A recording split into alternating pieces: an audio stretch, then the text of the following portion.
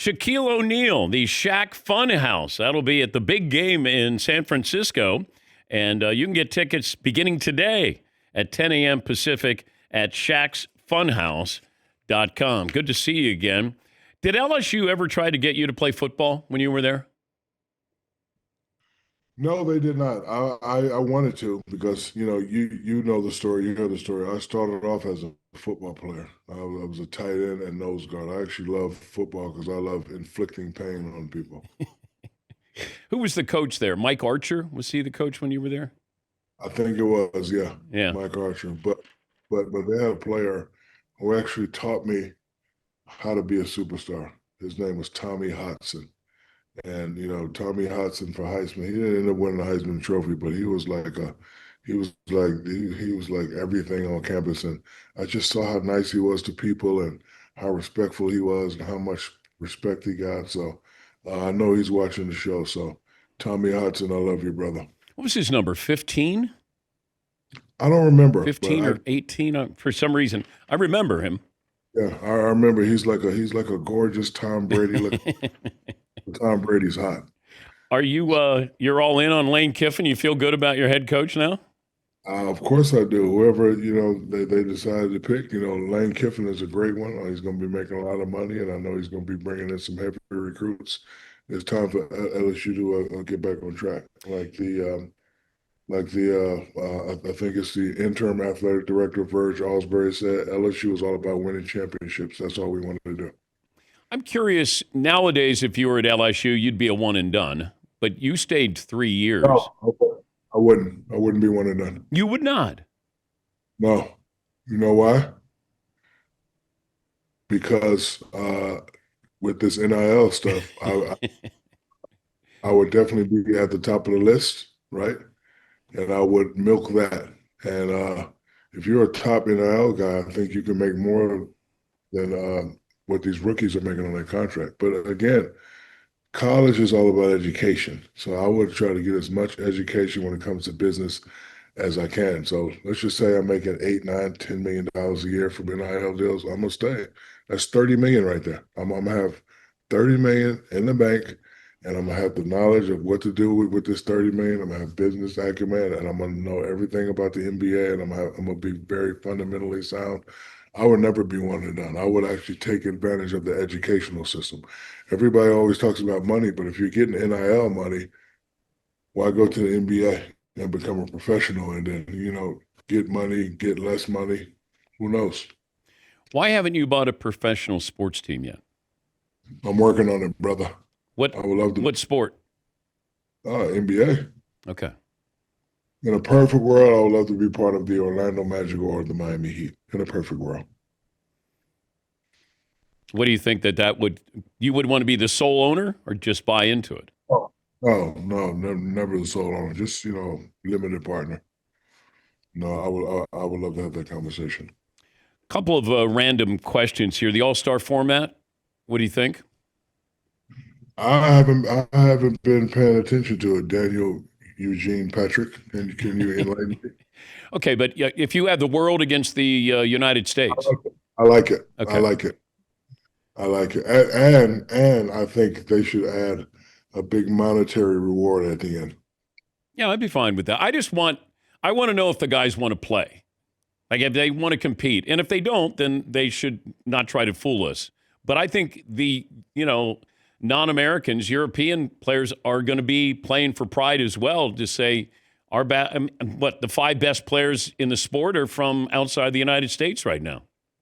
And I agree with you. And if I was in charge, I would make it to where they would definitely have to compete. I put a 2 million prize at the end. The loser gets nothing, and a big old trophy and big old rings and bragging rights. And here, do you want the Europeans saying they're the best in the world, or you want the Americans saying they're the best in the world? If not, prove it here during All Star Weekend. If I was in charge, I would have this game cracking. Give me the game plan against Joker if you played against him. Every time he shot a three, run by him, post up in the lane, have him and his whole team complain about 3 seconds. I wasn't a good pick and roll defender, so he would definitely get open off the pick and roll because Jamal Murray coming off the pick and roll, I would have to help deficient those guys, and they throw back to him. He will probably get every shot he wants.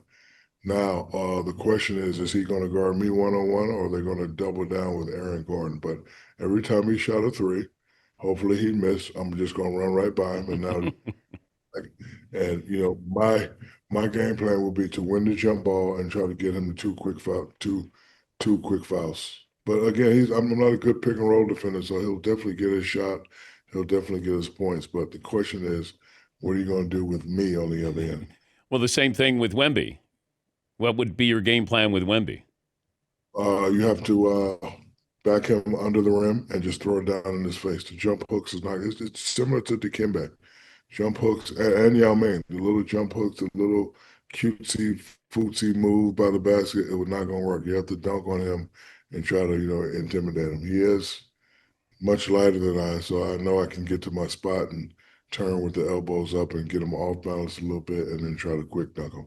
But on the other end, I probably have no answer for him because I'm not known for defense.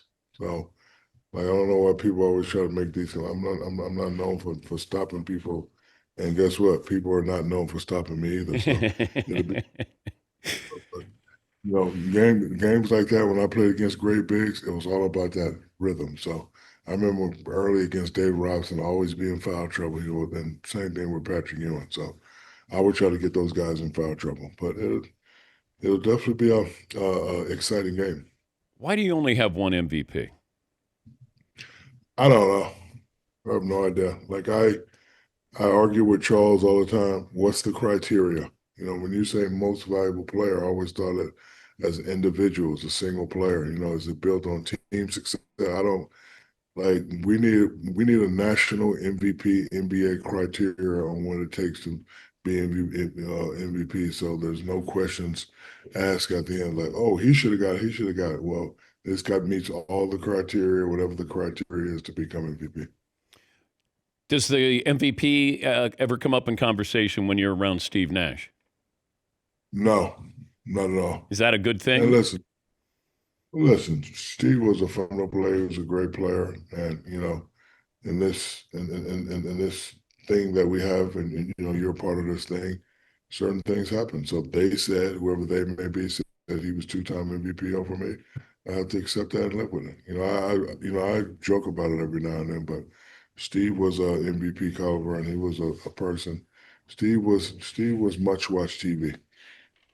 We're talking to Shaquille O'Neal. It's the Shaq Funhouse presented by Credit One Bank. So this is going to be at the Super Bowl. This is going to be in San Francisco's historic Cow Palace. So you got T-Pain, Tiesto, Disco Lines, and you, DJ Diesel. And my son, Miles O'Neal, he's actually a great DJ. This will be, for the 8th year in a row, the #1 party at Super Bowl. Dan, you've been at Super Bowl where people just stand around and talk and drink cocktails. Well, this is, like you said, presented by Credit One Bank. We got carnival rides. We got food. We got refreshments. We got DJs. It's going to be a great time. And I started this thing 8 years ago and was very nervous about how it was going to go. It went very well. And then we've been taking off since. And for the 8th year in a row, I expect it to be crowned the #1 party, followed by the Sports Illustrated party. That's my party. The Shaqalicious XL gummies? Yes, Shaquillicious XL gummies where people will be instructed to bite my head off.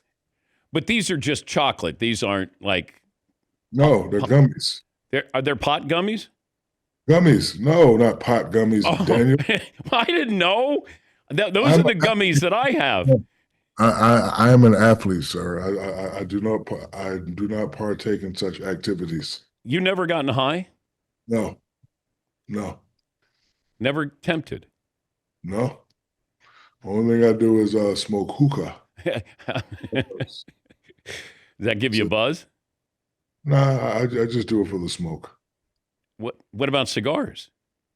Yes, cigars too. Oh yeah, cigars are great. Yes. The LeBron situation now with Luka, and then you got Reeves, and now LeBron kind of trying to get reintegrated. Can he be a complementary player? Do you think? I mean, I don't want to be the one that's saying LeBron is a complimentary player. It's just that I think LeBron knows and understands that at some point this thing comes to an end. And LeBron has always been a team guy first. So, right now he's integrated. Listen, Austin Reeves is playing lights out.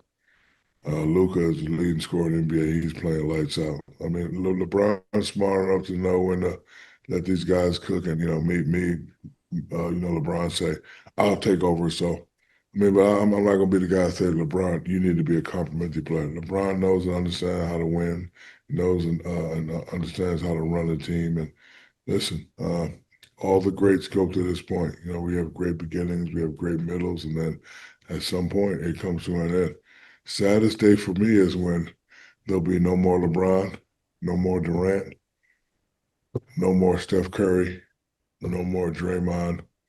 Like that's gonna be a sad day for me. And then I have to, reintegrate myself with all these young guys. But, watching these guys and, playing against these guys and to, see what they did after after I left the game is when those guys are gone, I think it'll be a very sad day for me. Who will you miss? Hard. Who will you miss more between Steph, LeBron, and KD? I'll miss all of them. They're all great. Harden's on that list. My guy Westbrook's on that list. Draymond's on that list. Giannis is on that list. Like it'll be sad for me because I enjoy watching them guys compete as youngsters and then turn into the great players, the Hall of Famers that they are. How's your free throw shooting? Terrible. only hit them. Only hit them when I need to hit them. I know. You told me that. I know. No. You told me that. You told me. I told you that. You saw that. You were there in the finals. I don't miss, though. I mean, people were surprised when you made. They're surprised when I miss. That's the difference. Okay. I hear you. Are you challenging me, Daniel? I'll make 8 out of 10 blindfolded. Daniel Fitzgerald Patrick. Yes. Yeah. Am I afraid of you at the line? No. Okay. All right. Yeah. Well, next time I'm in your city, I'm gonna come by your studio. All right. Fair enough.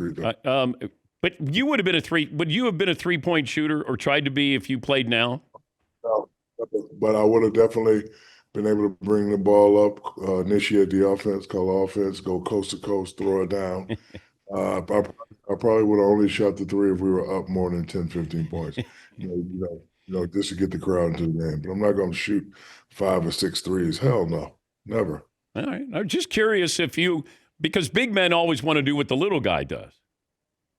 Yeah, so dribble handoffs and between the legs and crossover and step back, but I'm not shooting no threes. It is the party of all parties. If you're at the big game, Super Bowl weekend in San Francisco, Shaq's Fun House, you're going to have T-Pain, Tiesto, Disco Lines, and Shaq himself, DJ Diesel. Tickets on sale today, 10 a.m. Pacific. Go to Shaq's, that's plural, shacksfunhouse.com. Shaq is Aladocious. Thanks again. Great to see you, buddy. Daniel Oswald Patrick, I appreciate you. I think he was channeling Reggie Aloysius Miller Jr. III. That was a lot of fun.